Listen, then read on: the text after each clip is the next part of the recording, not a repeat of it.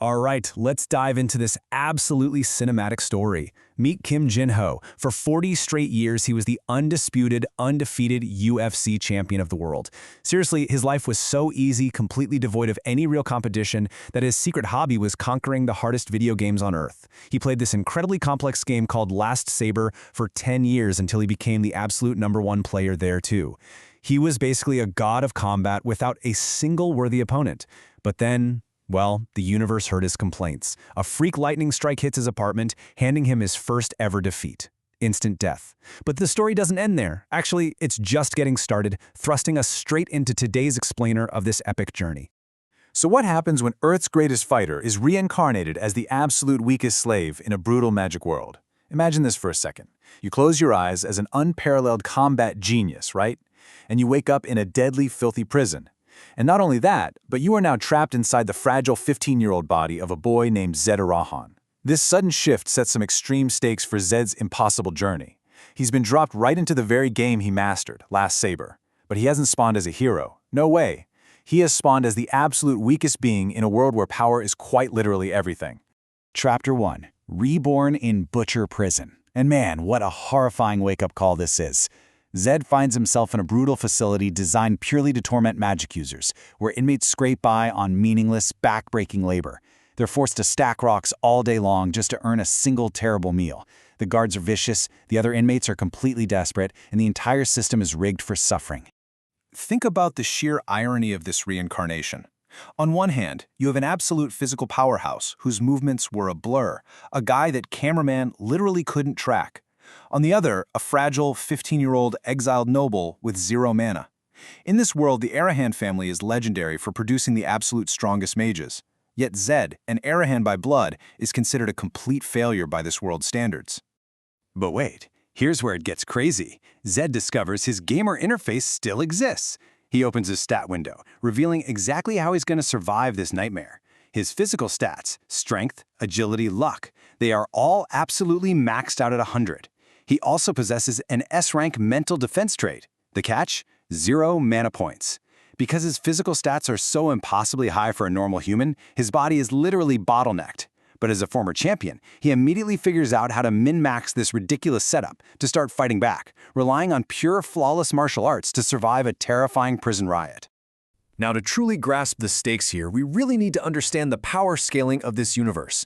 In Last Saber, combat power is measured by mana circuits. These are literal rings formed around the heart. Most people form these rings by age 6. To put it into perspective, a 5-circuit knight is an absolute monster on the battlefield. So you can understand the sheer terror of facing an opponent with multiple mana circuits when you possess absolutely none. In a world totally ruled by magic, Zed is entirely powerless on paper. Chapter 2. The Underground Arena. Knowing he absolutely can't stand that prison, Zed teams up with a street-smart inmate named Rio to escape, turning to a brutal underground fight club just to scrape by. With 0 money and bounty hunters swarming the surface, the arena is the only place he actually feels at home. He uses his maxed-out agility and combat genius to completely dominate seasoned fighters, testing the absolute limits of his new body. How does a mage with 0 mana defeat a retired 5-circuit knight? Well, his arena success paints a massive target on his back. A corrupt arena manager betrays him, leading to a lethal ambush. And who is waiting for him in the shadows? The terrifying Warden Clark from Butcher Prison, a retired 5-circuit knight and the literal embodiment of hatred against mages. Clark unleashes his crushing aura, but Zed's S-rank mental defense completely negates it. Still, Clark is a massively powerful knight. How can a 0 mana teenager possibly win this fight? The Awakening. 0 mana shatters into level 1, unleashing the legendary power of lightning. Pushed right to the brink of death, the strongest man on Earth finally feels the thrill of a real fight. His champion willpower triggers this miraculous magical awakening. His 0 mana shatters, pushing him to level 1. And the element he unlocks? Lightning. In Last Saber, lightning is the holy grail of magic because it completely bypasses traditional magical defenses. Zed hovers in the air, raining down raw lightning and absolutely decimates the Warden. It is incredible. Part 3. Allies in Enemy Territory. Now with a massive bounty on his head for killing a warden, Zed and Rio are forced to flee south. But they are walking straight into a den of wolves, the territory of House Bahal. This family of elite knights are the sworn blood enemies of Zed's mage family, the Arahans, so they are trekking deep, deep behind enemy lines. A calculated risk, saving Torres Bahal from a deadly mana backlash. While they're sneaking through the woods, they stumble upon a Bahal patrol under attack. The young heir, Torres Bahal, attempts this incomplete secret technique and suffers a lethal mana backlash. But instead of letting his enemy die, Zed takes a huge calculated risk. Using his modern game knowledge and morals, he steps right in to save Torres' life. This single bold act instantly turns a bitter, generational enemy into an incredibly useful and loyal ally. Step 1. Raid Vito's slave market. Step 2. Uncover the hidden Charvel lineage. Step 3. Rescue Rio's sister, Lisa.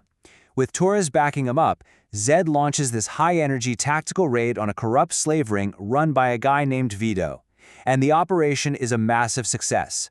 Not only do they manage to rescue Rio's missing sister, Lisa, which is this deeply emotional reunion, but Zed unearths a major world-building secret from a rescued slave. The heir to the legendary, supposedly wiped-out Chervo blacksmith family is still alive. Chapter 4. Meeting the Bahal King. Of course, completely dismantling a slave ring draws some serious attention, resulting in a terrifying summons to the Bahal castle. Zed has to face a king whose monstrous presence goes far beyond the 10th Circuit. Walking into that massive throne room, the crushing pressure alone is enough to literally suffocate a normal person.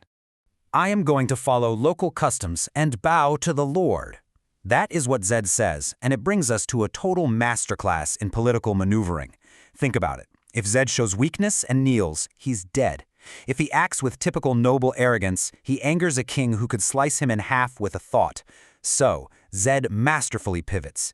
He frames his respect as a courtesy from an honored guest rather than submission from an inferior. This incredibly sharp negotiation deeply impresses the Bahal King, proving Zed is a mastermind, not just some brawler. Jingu, the divine white beast, unexpectedly chooses an Arahan master. Yeah, while touring the Bahal training grounds, we get this shocking plot twist. The Bahal family has a legendary breed of white horses known as divine beasts, who choose their own riders based on worthiness. One horse in particular, Jingu, had rejected top-tier knights for years, even the king himself.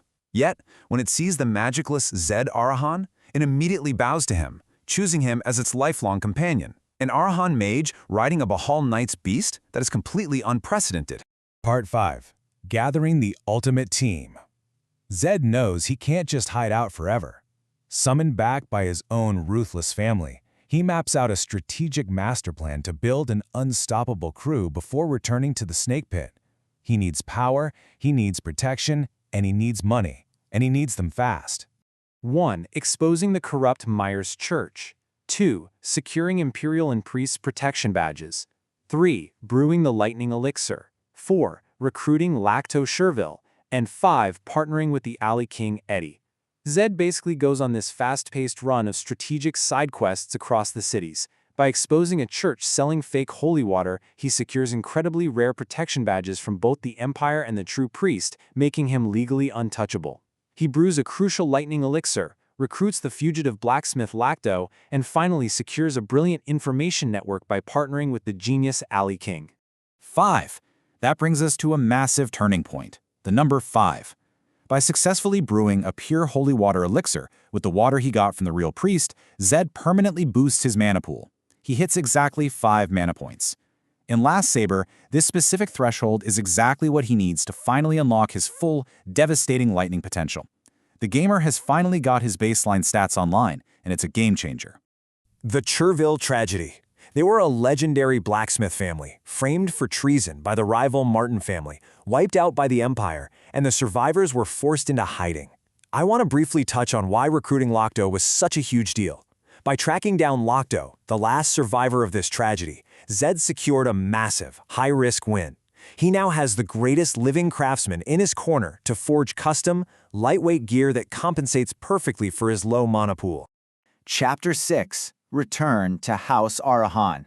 With his ultimate crew assembled, his powers finally awakened, and his political shields firmly in place, the countdown reaches 0. Zed returns home to face the most terrifying figure in his life, Patriarch Zenadan. He is walking straight into the lion's den.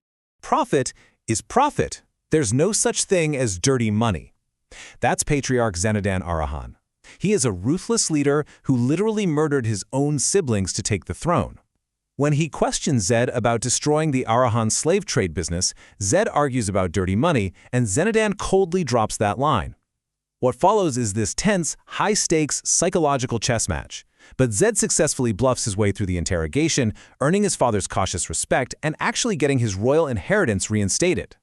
Whether it's revenge or gratitude, I pay things back tenfold. Don't forget the Arahan family motto. Zed isn't just there to survive, right? He's there to conquer. He immediately targets his arrogant older brother Tun and his manipulative headmaid Grace. Using his newfound wealth and connections, Zed legally buys out Tun's most valuable real estate right out from under them. And when Grace tries to threaten him, Zed delivers that absolutely badass retort. He has officially declared war on his siblings. So, with the ultimate crew assembled and his ruthless family on edge, who will Zed conquer next? Think about where we started. How did a powerless, zero-mana slave manipulate his way into becoming a god-tier mastermind in just a matter of weeks? With an unstoppable crew assembled, legendary lightning magic at his fingertips, and his ruthless family now firmly on edge, it leaves you wondering, who will Zed Arahan conquer next? This world simply isn't ready for a 40-year-old undefeated champion. I really hope you enjoyed this explainer and keep learning.